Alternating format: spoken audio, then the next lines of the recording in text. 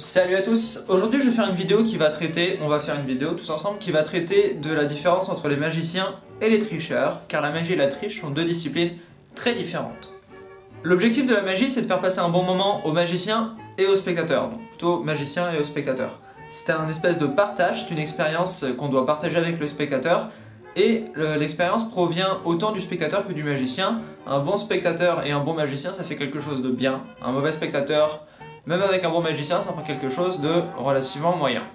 Alors qu'en triche, l'objectif est totalement différent. Lorsqu'on triche, on est le seul à savoir qu'on triche, autrement vous le faites mal. Les autres joueurs à la table n'ont aucun intérêt à vous laisser tricher, contrairement à des spectateurs qui veulent voir un tour de magie et passer un bon moment. Et si jamais vous vous faites attraper ou qu'un de vos mouvements est mal fait, eh bien vous êtes dans une situation très délicate, voire même relativement dangereuse. Citons l'exemple de Daniel Madison qui a failli mourir lorsqu'il s'est fait choper à Las Vegas en train de tricher. Et oui, ça arrive. Sans rentrer dans les détails pour cette vidéo-là, on y viendra plus tard, je vais parler de quelque chose de plutôt utile et d'intéressant pour cette vidéo. C'est comment est-ce que vous pouvez utiliser la théorie de la magie et la théorie de la triche pour en fait rendre votre magie plus puissante. Petit aparté, pour moi et pour pas mal de personnes qui pratiquent les deux disciplines, la triche est une discipline nettement plus difficile que la magie, en particulier à cause du fait que les spectateurs ne veulent pas voir que vous trichez, parce que personne n'a envie de se faire flouer en fait et de perdre son argent. En conséquence, lorsqu'on pratique la magie, vos mouvements peuvent être à peu près bien faits si vous avez la bonne mise direction, il n'y a aucun souci. Par contre, lorsque vous trichez à une table de poker ou une table de jeu, si vos mouvements sont mal faits, vous vous ferez attraper et vous avez intérêt à courir très vite. C'est pourquoi la principale différence pour moi entre les deux disciplines que sont la triche et la magie, c'est qu'en triche, vos mouvements doivent être parfaitement timés et parfaitement exécutés, sans concentrer votre attention dessus, et en fait il faut que vous ayez l'air totalement naturel. En magie, vous avez une marge qui est beaucoup plus grande parce que les spectateurs justement s'attendent en fait à un espèce d'échange.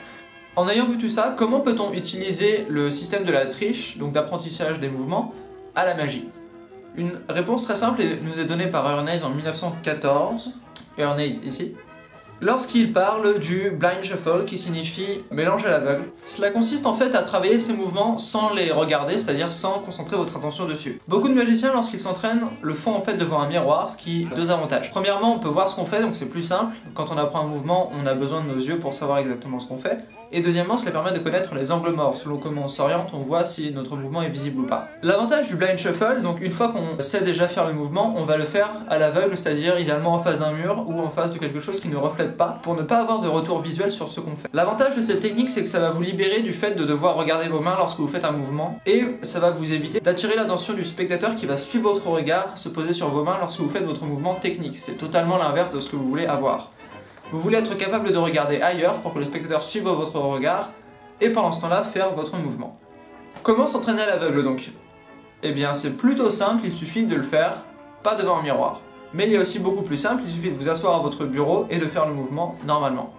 Une autre façon de rendre votre magie plus impressionnante grâce à la triche, ça va être d'appliquer une partie de la rigueur qu'ont les plus talentueux des tricheurs. Un tricheur n'utilise ces techniques que quelques fois pendant une partie, parce que plus vous les utilisez, plus vous avez de chances de vous faire attraper. A partir de là se détache une école de magie et de tours donc très simple à définir. Il s'agit de l'école qui aura pour but de faire des tours de magie avec le moins de mouvements possible et idéalement les mouvements les plus simples. Un style relativement épuré, sans cardistrie et sans fioriture. Mais plus que ça, la triche est aussi une histoire de timing. Si votre mouvement est parfaitement synchronisé, c'est-à-dire pendant que personne ne regarde, vous pouvez le faire de manière même très sale, personne ne va voir. Si par contre tout le monde regarde, même si votre mouvement est fantastique, dans ce cas ce sera problématique, même si le mouvement est très bien fait. Une autre leçon que vous pouvez donc retenir de la triche, c'est la notion du timing. Le timing est souvent parfait. Alors c'est plus simple à dire qu'à faire. Lorsqu'on triche, en fait, on a idéalement plusieurs tours de jeu pour caler le mouvement quand il faut. Lors de la magie, vous ne pouvez pas attendre un quart d'heure pour faire votre mouvement parce que le spectateur va s'ennuyer et puis même vous aussi. Ce que vous devrez faire par contre, c'est vous entraîner à créer l'opportunité de faire votre mouvement. Certaines opportunités pour faire votre mouvement seront simplement de lever les yeux et de regarder le spectateur dans les yeux. Ça marchera que quelques fois, au bout d'un moment il va se rendre compte que vous le regardez dans les yeux juste pour détourner son attention. Une autre façon ce sera de lever la main et de claquer les doigts, visiblement. Il y en a des tas. Ce sont les détournements d'attention les plus classiques et les plus voyants. L'idée ça va être de créer votre propre timing et votre propre fenêtre d'exécution du mouvement pour le faire au moment précis avec la rigueur nécessaire et là tous vos mouvements passeront parfaitement. Voilà, deux leçons. La première, soyez rigoureux, faites vos mouvements à l'aveugle. La deuxième, soyez rigoureux et créez le timing de vos mouvements, créez vos opportunités. C'est tout pour ce coup-ci, n'oubliez pas que vous êtes sur la chaîne Enigmagique, qu'on a des tas d'autres vidéos qui seront normalement par là ou par là dans la bande des vidéos qui défilent. En dessous, vous avez notre chaîne, si vous tapez Enigmagique sur Google, vous obtiendrez le blog Enigmagique. Et toutes nos infos sont reliées à Facebook, donc je vous invite à aimer notre page. Sur ce, à la prochaine.